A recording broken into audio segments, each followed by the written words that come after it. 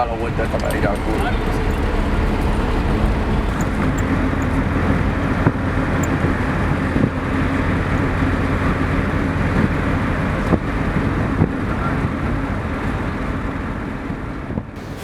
Este es mi esposo.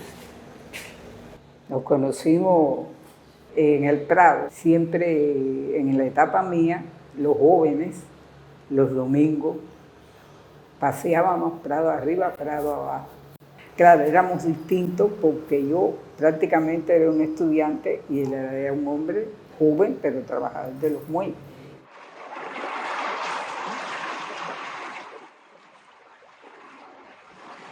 Estoy en La Habana. Ahora investigo sobre un suceso que todo cubano conoce, pero también quienes hemos seguido de cerca el transcurso de esta revolución que triunfó el 1 de enero de 1959. Hasta el momento, todos los tratados sobre la historia del proceso revolucionario se refieren a este acontecimiento en pocas frases. No se profundiza. No se le ha dado la importancia que, creemos, le corresponde. Porque no solo tuvo graves consecuencias para Cuba, sino que involucró a otras naciones. Ocurrió el 4 de marzo de 1960. Su historia tiene estos antecedentes. Cuando triunfa la Revolución Cubana, desde el propio inicio de los primeros pasos que da la revolución, el gobierno de los Estados Unidos mostró una hostilidad permanente al proceso revolucionario. La Revolución Cubana, Estados Unidos no la tenía evidentemente contemplada como un hecho que fuera a materializarse y a radicalizarse de la manera que se radicalizó. Entre esas medidas muy importantes que tomó la revolución en el año 51 estuvo la primera ley de reforma agraria. Ley que chocó inmediatamente con los intereses de la oligarquía latifundista cubana y sobre todo de los intereses de las compañías azucareras norteamericanas en Cuba que tenían la mayor cantidad de tierras en el país. El primer viaje de Fidel fuera de Cuba cuando triunfa la revolución es en el propio mes de enero, que va a Venezuela. ¿Y por qué va a Venezuela? Porque Venezuela le dio un apoyo sustancial en armas, en propaganda, en recursos a la revolución cubana en la Sierra Maestra. Pero el segundo viaje de Fidel fuera de Cuba fue precisamente a Estados Unidos. Y llegó a Estados Unidos en abril del 59 a proponerle al gobierno de los Estados Unidos tener una relación de nuevo tipo, una relación de respeto, una relación soberana como la que nunca había existido entre Estados Unidos y Cuba. Allí el presidente norteamericano no recibió a Fidel Castro. A última hora, Richard Nixon, vicepresidente, recibe a Fidel casi el último día de la visita. Sin embargo, el gobierno de Eisenhower interpreta rápidamente que la revolución cubana va a ser una revolución radical y que el discurso de la revolución cubana va a afectar los intereses económicos de Estados Unidos en la isla. Por tanto, Estados Unidos desde un principio decide que la revolución cubana no debe sobrevivir. Primeras medidas de bloqueo económicos fueron bloquear la venta de armas al país. Solamente el país tenía las armas que se le habían arrebatado a la dictadura batistiana, al antiguo ejército que fue desmovilizado. Estados Unidos, que le daba armas, le vendía armas al gobierno de Batista a trasmano a través de la base naval de Guantánamo, se negó y obstaculizó por todas las vías que el gobierno revolucionario cubano adquiriera armas en todos los países con los que el gobierno revolucionario cubano tenía convenio. Solamente un país o dos países, Italia y Bélgica, fueron los países que se manifestaron con interés de enviar o vender armas a Cuba. Es así como a principios del año 59 se firman 2 contratos con la Fábrica Nacional de Armas que se encontraba en Lieja. Cuba acude a Bélgica, Cuba no acude a la Unión Soviética, y son los belgas, los dueños de la gran industria armamentista de la FAL, los que dan un paso al frente y con dignidad no se dejan presionar por el cónsul norteamericano en Bruselas ni por el agregado militar de Estados Unidos en Bélgica. Amberes, en Bélgica, es una ciudad portuaria sobre el río Escalda. En octubre de 1959, el cargo la cubre de bandera francesa, partió de ahí hacia la ciudad de La Habana con 20.000 fusiles FAL. El 15 de febrero de 1960, en el mismo puerto e idéntico barco, se cargaron 44 toneladas de municiones. A la mañana siguiente, a mitad del río, pero a las afueras de la ciudad y bajo estrictas medidas de seguridad, se embarcaron 31 toneladas de granadas. Ambos cargamentos iban en la bodega 6, atrás del barco. Luego la Cubre partió al puerto francés de Le Havre, cargó varias mercancías y a la madrugada del 19 de febrero puso proa hacia La Habana. Cuando creíamos que ya no los encontraríamos, en la ciudad de Le Havre hallamos a 2 miembros de esa tripulación de la Cubre, los que nunca antes habían dado una entrevista sobre aquel trayecto. Su buena memoria es sorprendente.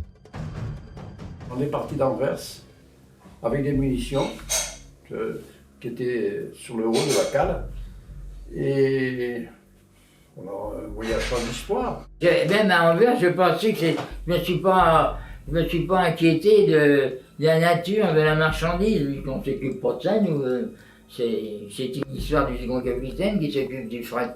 Nous avons appareillé le lendemain pour Le Havre. Nous sommes arrivés dans la soirée, je pense, je ne me souviens plus bien. Et donc de là, en devant rester une journée ou deux, je suis allé voir ma famille, faire un saut à ma famille, et je suis revenu le lendemain matin. Enfin, nous sommes partis. Et on a eu direction la Cuba à La Havane, où nous avons eu un temps extrêmement mauvais. On a envoyé un message pour dire qu'on arrivait à 6 heures. Le lendemain, les autorités sont montées à bord. Normal, quoi, je veux dire. Bon. Après, il y a des gens qui sont montés à bord, des dockers. Alors là-dedans, qu'est-ce qu'il y avait, je ne sais pas. Toujours est-il qu'ils sont montés à bord, ils ont commencé à décharger le bateau.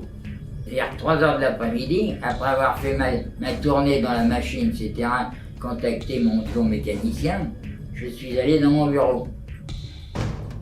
Je m'étais à peine assis à mon bureau qu'il y a eu une explosion indéfinissable. Vers 3 heures, le bateau a explosé. Alors moi, j'étais parti. J'ai quitté le bord vers 2h30. Le bateau, j'ai pas eu le temps, je suis pas loin. J'ai monté la côte là. Il y a une côte qui rejoint le haut là. Et j'ai entendu une explosion. Alors j'ai vu des gens qui couraient dans tous les coins, qui sortaient du port, qui couraient. Alors, à un moment donné, il y a un qui m'a dit « le barco français ». Ah, le barco français, c'était moi. Alors, je suis redescendu. Ils ne m'ont pas laissé rentrer.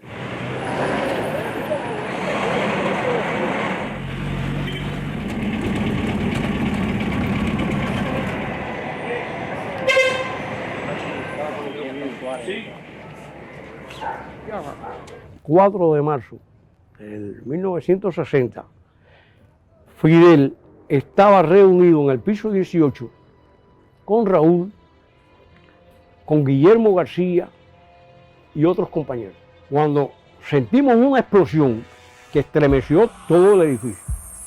Y con la misma entramos. Estaba Fidel y los compañeros que estaban ahí, Raúl, Guillermo, parados en la ventana mirando para el muelle. Se vira y le dice a Guillermo, Guillermo, el barco que iba a entrar con las armas, ¿sabes si entró? Y Guillermo le contestó, Fidel, el barco entró por la mañana. Dice Fidel, volaron el barco, vamos para allá. Fue un estallido tan enorme que yo lo que pensé era que nos estaban bombardeando. Honestamente pensé que había empezado la guerra. Aquí La Habana se puso negra, como la noche. Salió un cono para arriba inmenso. Bueno, algo, vaya, terrible, fantástico, fue aquello. Los compañeros, los hombres, salieron corriendo para los muelles para prestar ayuda. ocurre la segunda explosión. Aquello fue espantoso. Alrededor nuestro caían pedazos del barco de hierro de distintos tamaños. Te recuerdo que la segunda explosión fue la más letal. Ya había llegado más gente, habían llegado compañeros de la policía, de los bomberos, de la Cruz Roja, que van a aportar numerosas víctimas. Vi muchas cosas muy duras, piernas, brazos, cabeza, bueno, todo lo que fue la destrucción de la Cuba. Il y avait des cadavres qui flottaient dans la cale arrière parce qu'elle était envahie d'eau. Et puis bien entendu, il y avait des parties, il y a des photos d'ailleurs, des parties vraiment terribles à voir, des lambeaux de chair, tout ça. Les gens chargeaient de ça, avaient pris des seaux. Más de 100 personas perdieron la vida, nunca fueron encontradas. También hubo unos 200 heridos. La parte trasera del carguero fue totalmente destruida, así como los hangares y edificaciones aledañas. La fuerza destructora producida por las granadas que estaban en el barco se puede imaginar al ver los pedazos que componen este monumento. ¿Cómo habrá sido de fuerte la explosión que fue capaz de doblar esta lámina de hierro?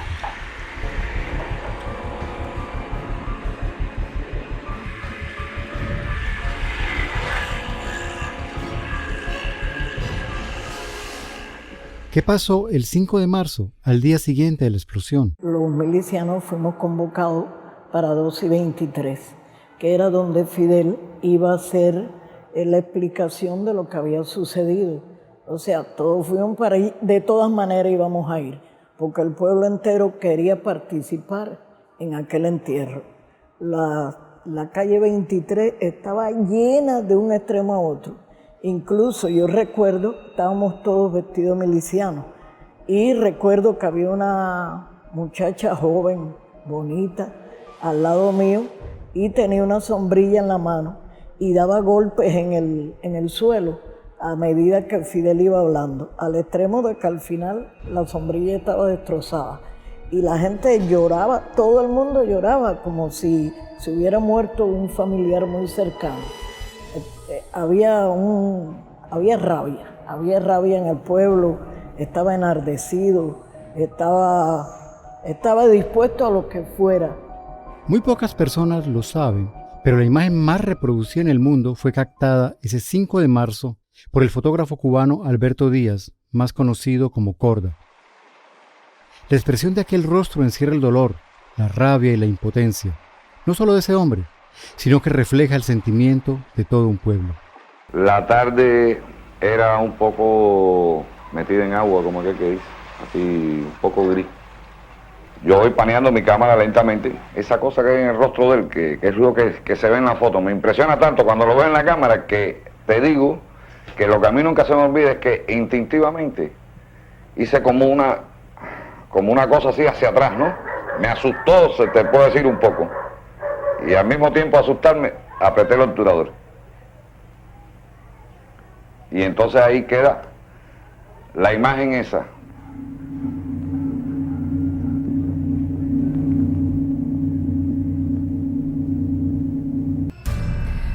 La opinión que emite inmediatamente el gobierno de Bélgica a través de su embajador fue muy positiva. Si ustedes me lo permiten, podría darle lectura del informe. La emoción que se despertó en La Habana se mezcló enseguida con resentimiento. Todo el mundo, de hecho, está convencido de que la doble explosión es el resultado de una maniobra de sabotaje. Es la opinión tanto del hombre en la calle como de los testigos inmediatos. La CIA savait qu'il y avait des armes, ça c'est sûr. La CIA, elle avait des murailles partout. Elle savait qu'il y avait des armes, mais c'est tout. Bon, mais peut-être que la CIA a fait sauter le bateau. Simplemente había la total convicción de que sí había sido un sabotaje y era obra de la CIA. Aquel 5 de marzo, Fidel Castro prácticamente imputó al gobierno estadounidense la voladura del cargo La Cubre. Pero ¿era tan evidente su responsabilidad? No hemos encontrado, todo lo que hemos buscado, documentos desclasificados de Estados Unidos que avalen su participación directa. Pero hay una serie de indicios, tanto documentados como de las acciones que ya comenzaban a hacer Estados Unidos contra Cuba, que demuestran que ese país preparaba esa acción.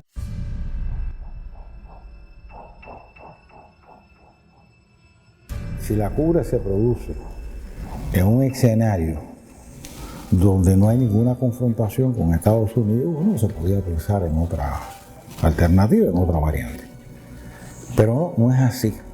Es decir, se produce exactamente cuando va a comenzar a escalar la guerra subversiva contra Cuba. Fíjense si es así, que se está preparando, que el 16 de marzo de 1960 es el primer plan de gobierno encubierto contra Cuba, que lo elabora la CIA, y que el día 17 de marzo lo aprueba Eisenhower. Y en cuanto a la posible implicación del gobierno norteamericano en el sabotaje, decía: no se puede negar que esta responsabilidad no queda completamente descartada, en la medida que los Estados Unidos toleran en su territorio las actividades de ciertos cómplices de la antigua dictadura.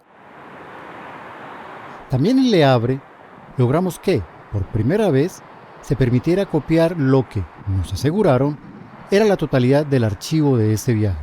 La Compañía General Transatlántica, empresa estatal francesa y propietaria de la Cubre, tenía vetado al público la mayoría de su contenido. Pero, ¿qué encontramos en más de 1000 páginas? Los detalles de la carga, en particular de los explosivos, las investigaciones de las empresas aseguradoras, algo que nunca compartieron con Cuba, los testimonios de la tripulación sobreviviente, varios correos donde se muestra el desprecio por los muertos cubanos y franceses y la tremenda importancia que le dan a las mercancías. También las confrontaciones y manipulaciones con las aseguradoras para tapar o mostrar, según el caso, si fue un accidente o un acto terrorista. Dígame, ¿es posible que las granadas hubieran explotado por una mala manipulación de los estibadores cubanos? Fidel le dice al capitán Ravel que coja varias cajas, e incluso cajas y proyectiles, y los tire de una avioneta, que los tire desde varias alturas para ver qué pasaba. Varias horas después vino y le informó a Fidel de que ninguna caja ni ninguna granada había explotado. Y es que era imposible que explotara. Por el sistema de seguridad que tienen los proyectiles, aunque se hubieran desbaratado, no explotaban. Ils ont pris une caisse qui n'avait pas explosé encore. Ils l'ont mis sur un hélicoptère et ils l'ont jetée. Elle n'a pas explosé. Donc il y avait bien un truc dans la cale. Yo me inclino a pensar que esa carga fue colocada horas antes de la entrada del barco a La Habana. Porque además, imagínense usted lo que duraba un viaje en barco en esa época. ¿Quién va a dormir todas esas noches pensando que el barco, por algún movimiento de la marea o del mar, una tormenta, etcétera, pudiera mover esa carga y explosionar el barco? Yo creo que todavía de la Cubre habría que ver quizás si Estados Unidos desclasifica más información sobre lo que está en el entorno de la Cubre, porque hay todavía hasta conjeturas y hay hasta teorías que implican a otros países. Los servicios de inteligencia de Francia y de Bélgica, que como tú sabes trabajan muy unidos desde época del colonialismo, sobre todo en África. Ellos pueden haber facilitado, por ejemplo, la permanencia o la entrada en el barco de los asesinos. Il n'a pas explosé tout seul, c'est sûr. Il n'a pas explosé tout seul. Et on l'a fait exploser. Mais qui? Même le gouvernement français, on peut supposer qu'il y avait une cellule au gouvernement français qui avait piégé le bateau. En Francia existen investigaciones demostrando que desde mediados de los años 50 del siglo pasado, el Ministerio del Interior creó una célula clandestina llamada la Main Rouge, la Mano Roja, encargada de asesinar a quienes apoyaban a los independentistas del Frente de Liberación Nacional de Argelia. La Mano Roja también hizo explotar barcos en Alemania, Bélgica y otros países que presuntamente llevaban armas para el frente. A poco de haber triunfado la Revolución cubana, su gobierno envió clandestinamente algunas armas a los rebeldes, algo que se repitió. Es que el gobierno francés supuso que el armamento transportado por la Cubre iría para el FLN y actuó ligado a la CIA. Extrañamente, al gobierno francés, como al estadounidense, nunca le interesó investigar sobre la explosión.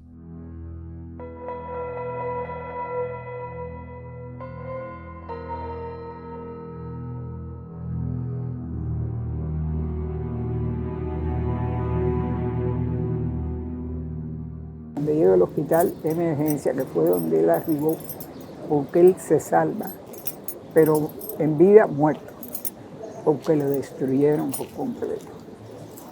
Pero cuando lo veo, claro, lo veo tan distinto, porque era todo quemado, negro, él era un indio, y sin pelo prácticamente. Ahí estuvimos 9 días sufriendo, quemado.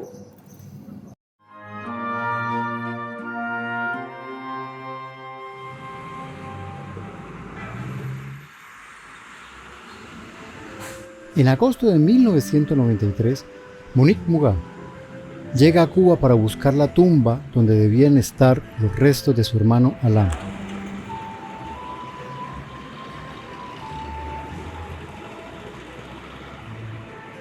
Con solo 18 años, fue uno de los 6 franceses de la tripulación que murió en la explosión. El gobierno cubano les había hecho un solemne entierro en el mausoleo de la comunidad francesa del cementerio Colón, en aquel marzo de 1960. Monique derramó muchas lágrimas al ver que no existía una placa que lo recordara. Antes de esto, solo se le recordaba en la placa construida por el gobierno de Cuba en el muelle La Cubre, junto al de los muertos cubanos. Ella debió batirse durante 2 años para obtener del gobierno francés 2 placas. Una para el mausoleo, donde con dificultad se distinguen sus nombres.